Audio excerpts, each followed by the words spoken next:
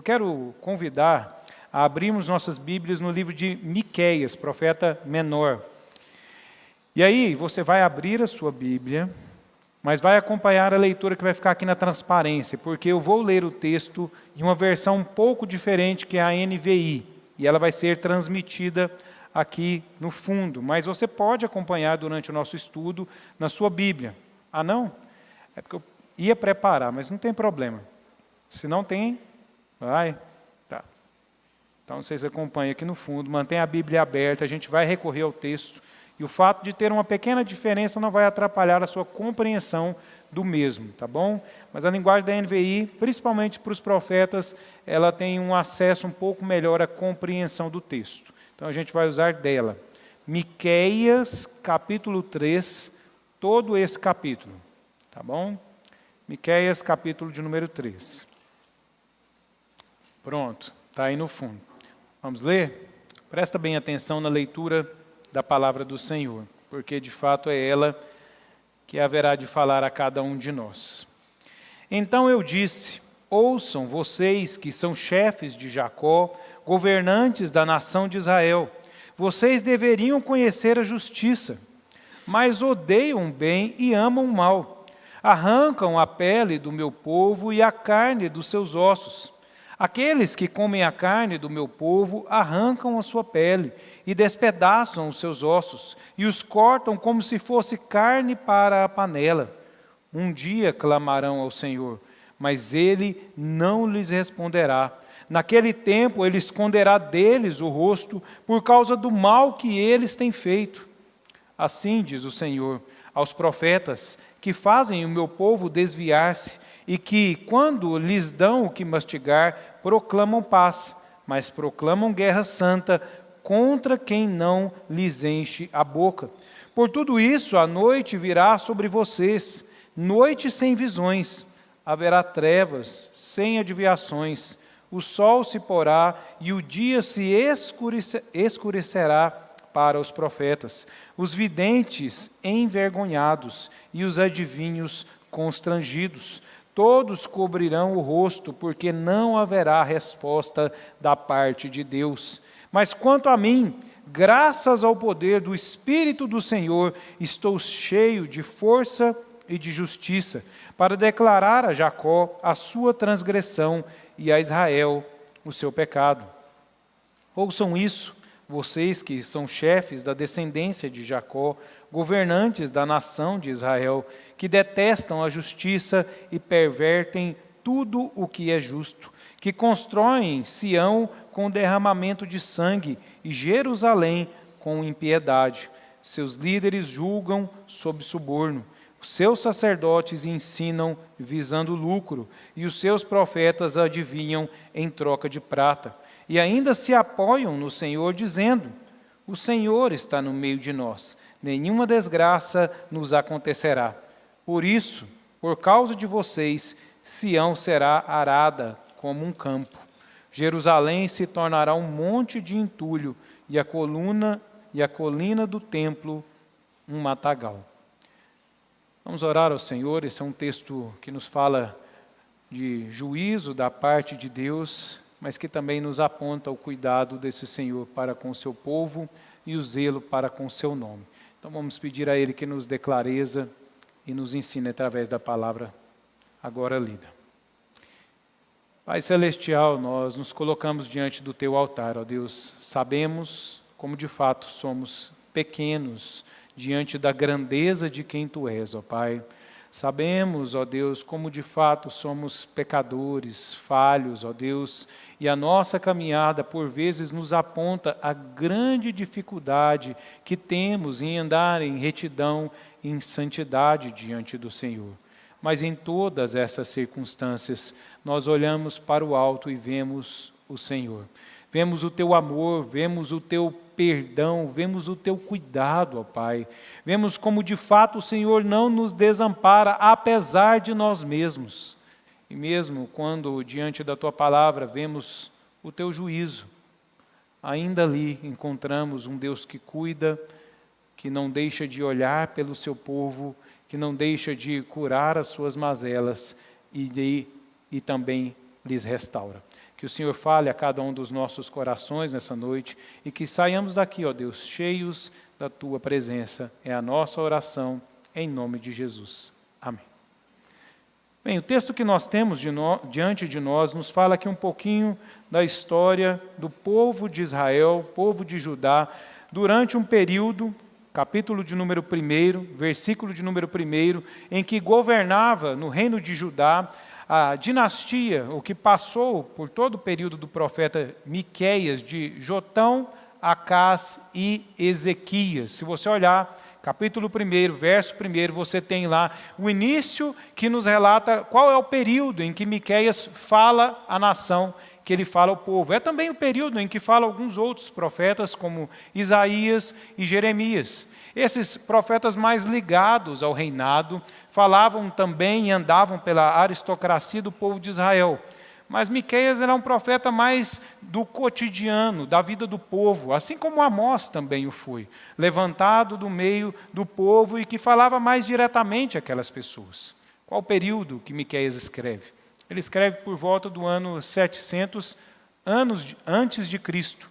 E é importante nós entendermos essa data, porque ao entendê-la, também veremos que é um período onde o povo de Israel já está com a sua estrutura de Estado muito bem organizada. Israel já não é aquele povo que nós, olhando para as páginas do Antigo Testamento, vemos que saiu do Egito.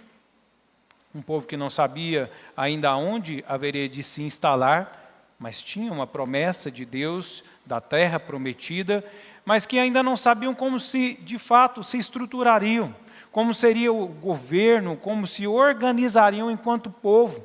Ao longo de pelo menos aqui 1000 anos, nós vamos ver toda essa estrutura sendo construída em volta daquele povo. Se você já leu, teve o cuidado de observar, nós vamos ver que aquela nação ela chega até a terra de Canaã.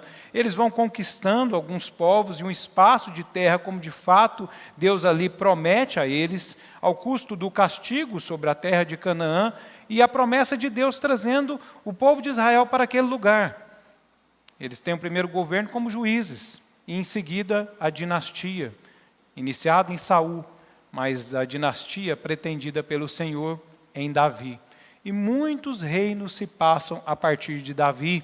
Nós vemos, queridos, que aquelas situações de guerra, de conflitos, elas vão se afastando da vida do povo. E eles começam a se organizar melhor e de forma mais estruturada.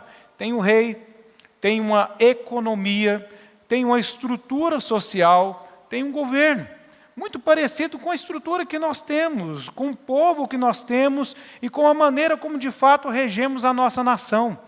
Existe uma estrutura religiosa em toda Israel.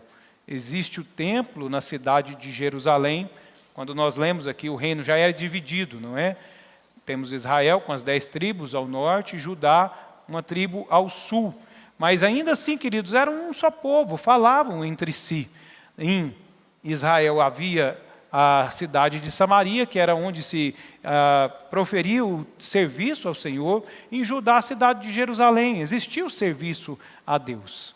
E aquele povo, muito embora bem estruturado, com um governo, com a religião que funcionava, com profetas que serviam ao povo, de repente eles se veem diante de uma profecia que traz a eles a certeza, a decisão de Deus de um juízo inevitável sobre a vida daquele povo.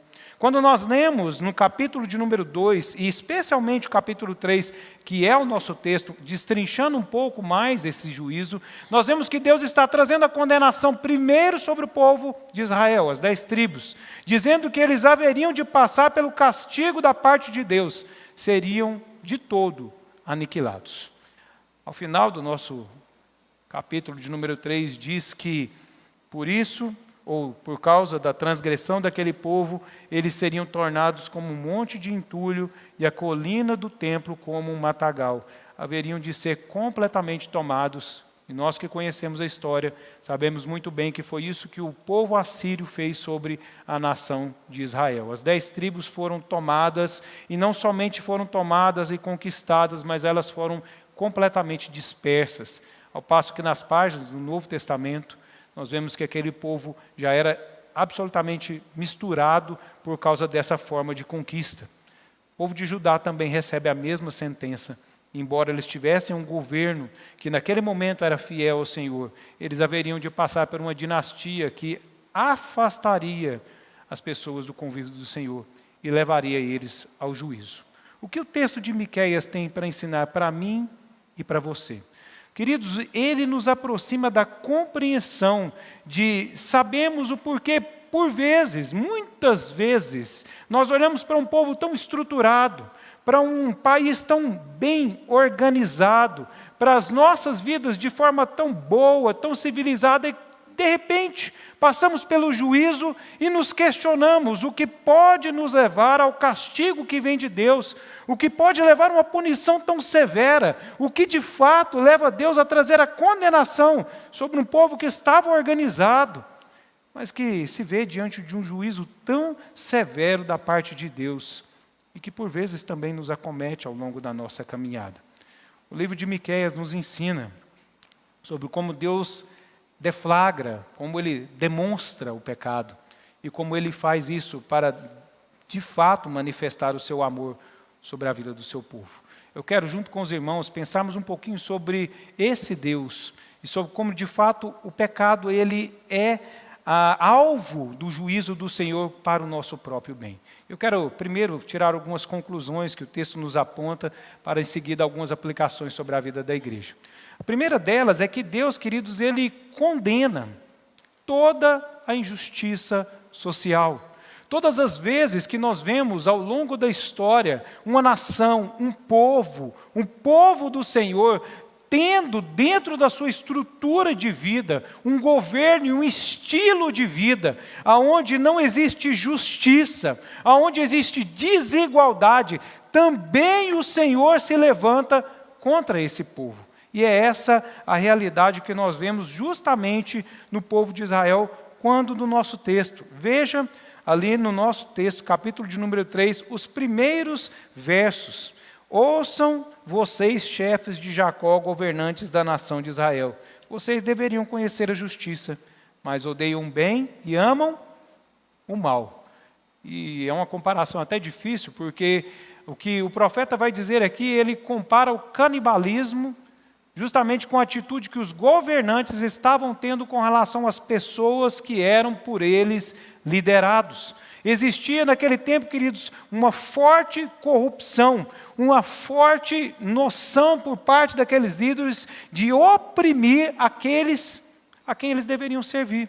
Ao passo que no capítulo de número 2, veja aí, versículo 1, diz assim, ai daqueles que planejam maldade, dos que tramam mal em suas camas, e quando amanhece, eles executam. Por isso eles podem fazer, cobiçam terrenos, se apoderam deles, cobiçam casas, as tomam, fazem violência ao homem e à sua família, a ele e aos seus herdeiros. Quando nós olhamos para a estrutura civil deixada nas páginas do Antigo Testamento, vemos ali, queridos, que sempre foi proferido da parte do Senhor que era necessário uma estrutura de justiça no meio do seu povo. Por isso mesmo, na divisão das 12 tribos, foi dividido de forma igualitária entre as tribos. Foi proferido que não deveria haver opressão do mais rico sobre o mais pobre, não poderia haver a tomada de terreno, de posses das pessoas mais desfavorecidas, porque isso as deixaria em situação de exposição e miséria. Havia ao governante a responsabilidade de cuidar do povo, tanto com as leis quanto com a estrutura social. Mas o que nós vemos aqui? É que aquele povo, queridos, havia sido tomado pela mesma forma de governo dos povos vizinhos. E havia um grande amor pelas riquezas. Havia um grande desejo de se enriquecer, mesmo que isso custasse o sofrimento do outro. Ao passo que Miqueias ele é muito claro ao expor a transgressão daqueles líderes. Os líderes, queridos, eles eram capazes de dormir pensando na forma como eles tomariam as propriedades das pessoas e se tornariam mais ricos. Isso passa a fazer parte dos líderes que corrompe também o coração das pessoas que faziam parte da nação, e isso se torna uma prática no meio da nação de Israel. E aqui, queridos, nós vemos algo extremamente difícil para nós, é de compreendermos que o Senhor ele não tolera a injustiça. Deus ele age, ele intervém, especialmente no meio do seu povo, porque foi no meio do povo de Deus que Deus estabeleceu que nós deveríamos viver de forma a amparar os mais frágeis, a cuidar desses e dividir as nossas riquezas para o bem-estar desses. Seria a mesma coisa de você imaginar, e não é muito difícil porque a gente vive no Brasil, né? Então é fácil a gente imaginar injustiça social. Seria o líder cobrar um imposto de alguém que não tem condições de pagar o imposto. O que aconteceria com o passar dos anos? Com o passar do tempo, a pessoa incapaz de pagar o IPTU, incapaz de pagar o seu IPVA, quando parado numa blitz, tomaria-lhe o carro, quando daqui a alguns anos a sua casa seria tomada pelo Estado e aquela pessoa se viria sem absolutamente nada. Isso é injustiça social. E Deus abomina esse pecado. E, queridos, ele abomina isso não somente no trato do Estado, não somente na maneira como o líder organiza e rege o povo, mas ele abomina em nossas vidas. E por isso ele diz que as pessoas naquele tempo também faziam da mesma maneira, versículo de número 11. E elas também achavam um jeito de oprimir e de subjugar quem estava do nosso lado. Quer uma coisa mais difícil, queridos, do que ter uma dívida? E aí, quando você tem uma dívida, você procura os meios mais comuns de sanar a sua dívida. Você vai no banco, né? O banco nos empresta, e ele empresta com juros, e às vezes, depois de um tempo, você já numa situação difícil, não consegue mais retirar o dinheiro no banco, aí você procura a ajuda de alguém. Às vezes um irmão, né? Até da igreja. Aí o irmão fala assim, eu empresto. Aí o juro do banco é 1% ao mês, né? Aí o irmão fala assim, eu empresto a 5%. Não acontece, né, irmãos? Mas acontece, né? Chama até agiotagem isso aí. E aí quando a pessoa não dá conta de pagar, você fala, não tem problema, né? No lugar de você me pagar a dívida, eu pego o seu carro. Mas aí a gente vê que a pessoa não dá conta de pagar, né? Não tem problema, no lugar do carro eu pego o seu terreno. E às vezes nós vemos as pessoas consumindo umas às outras em troca do enriquecimento e empobrecimento da pessoa que está do seu lado. E isso, queridos, acontecia no meio do povo de Deus naquele tempo, assim como acontece no nosso tempo, no tempo presente. Alguém aqui já teve a oportunidade de viajar para a Europa? Um dia vocês dão um pulinho lá, eu nunca fui, né? Mas eu viajo no Google, né? Tem um Google Earth lá, você dá uma entradinha lá, senão você visita os monumentos, né? Os monumentos são fantásticos, visita a igreja. Igrejas construídas do mais puro ouro, lá da ponta de trás até lá no fundo. E eu fico pensando, queridos, quanta pobreza existia na época medieval e quanta riqueza estava acumulada dentro da igreja, sendo usada de maneira equivocada. Mas não precisa da gente ir na idade medieval, a gente pode ir no nosso tempo. E nós podemos ver dentro da nossa igreja, por vezes, a incapacidade nossa de distribuir os nossos bens, quer através dos dízimos, ofertas, cesta básica ou ajuda de quem está ao nosso lado. Deus abomina a injustiça social. E por causa disso, Deus então levanta o castigo sobre aquele povo. Uma segunda denúncia, Miqueias faz. Ele diz que Deus também condena o profeta corruptor. Veja, queridos, avancem no seu texto aí, versículo de número 5. Ele diz assim, aos profetas que fazem o meu povo desviar-se. Olha aqui, incompatível, não é? O profeta era a boca de Deus e deveria levar o povo o caminho do Senhor, mas não aqui, não naquele tempo. Naquele tempo o profeta levava o povo a se desviar, porque ele falava, profetizava, abençoava aqueles que traziam recursos ao profeta. Mas quem não tinha, a oração era o contrário, não é? A oração era de condenação, era de guerra, era de dificuldade, era de maldição. Quem tinha dinheiro para trazer ao profeta, esse era acolhido, esse era ouvido, esse era então abençoado pelo profeta. Não envolvam Deus nessa corrupção que havia naquele tempo. Mas nós vamos ver aqui, queridos, que aqueles que deveriam dirigir as pessoas ao caminho do Senhor haviam se comprometido também com esse enriquecimento. Eles estavam tomando o culto ao Senhor, eles estavam tomando das necessidades das pessoas, e eles faziam um culto que não agradava ao Senhor, e levavam as pessoas à mesma direção. E o coração daqueles homens não era completamente fiel a Deus.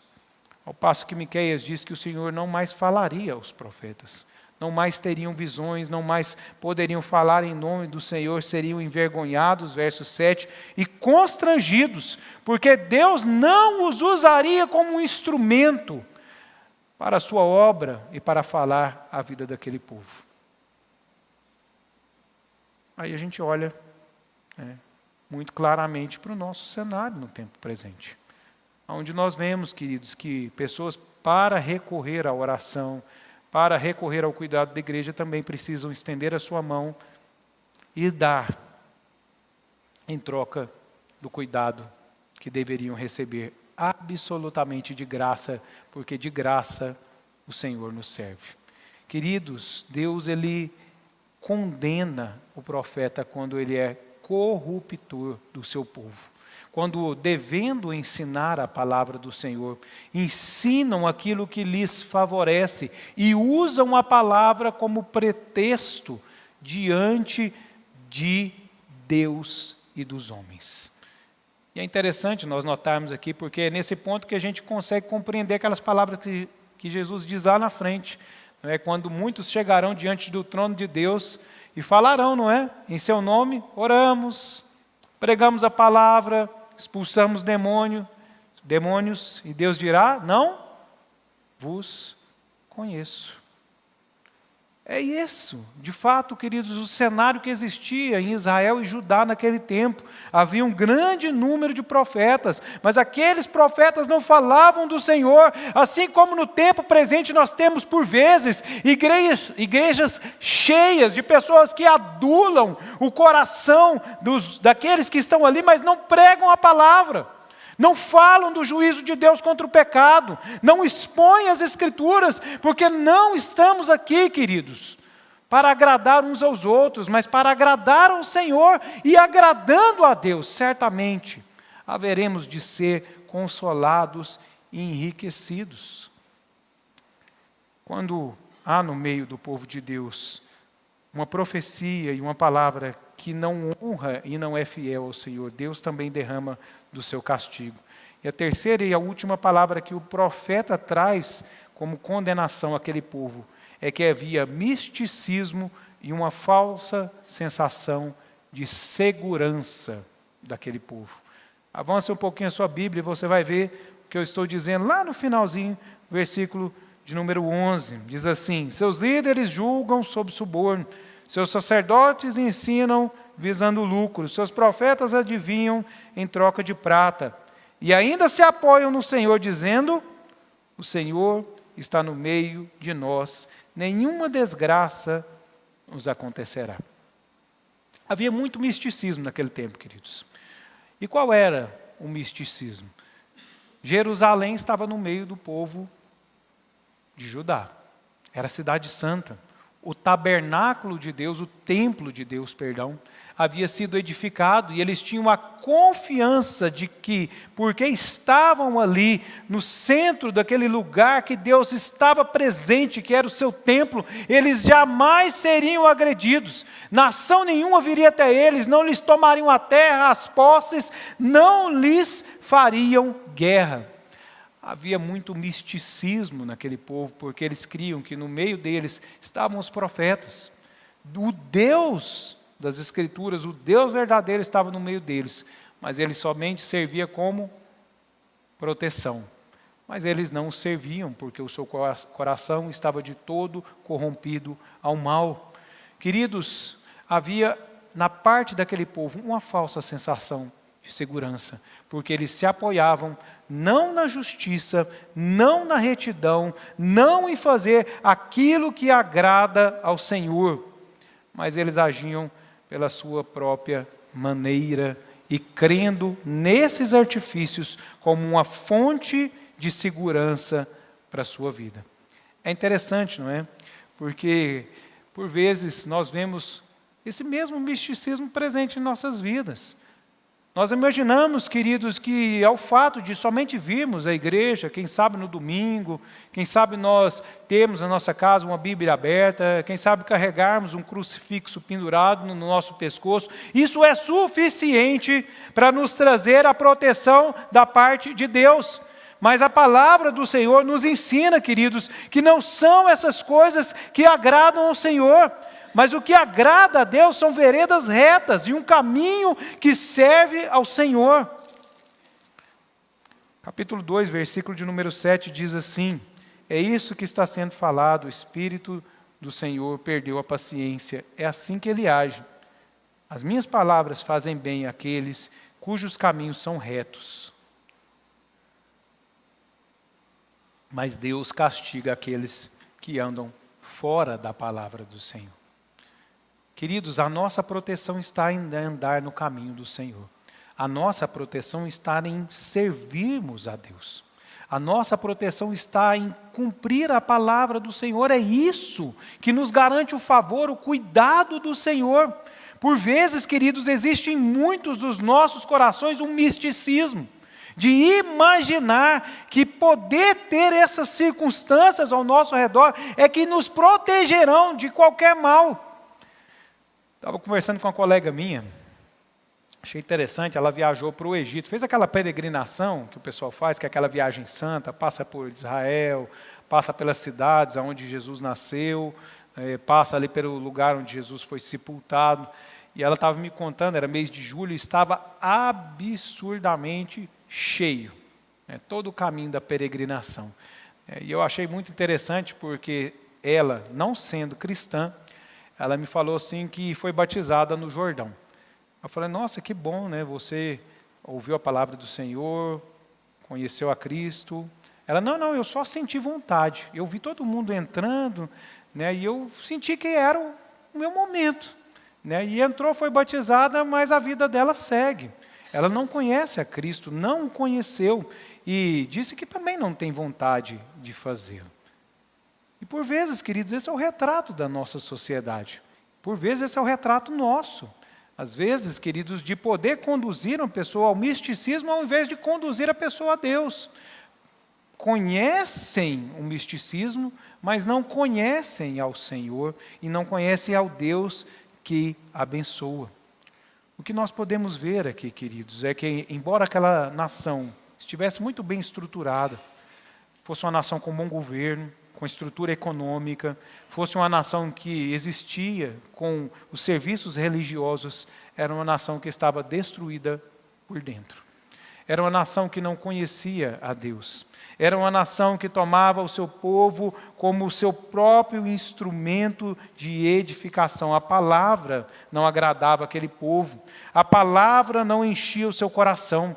Versículo 11 do capítulo 2 resume muito bem o que era a vida daquele povo por dentro.